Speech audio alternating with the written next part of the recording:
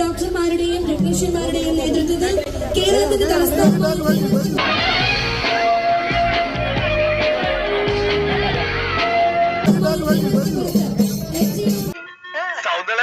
ഞാൻ കാത്തിരിക്കേ മോളെ, നമുക്ക് അങ്ങോട്ട് എന്റേതാ ചായക്കടാ.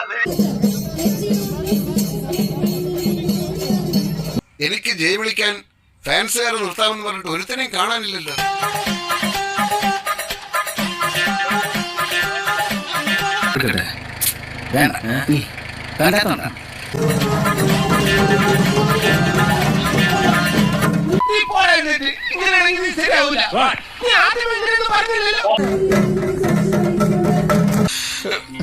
എന്നെ തേച്ചതാണല്ലേ? എന്നോടിത് വേണ്ടായിരുന്നു.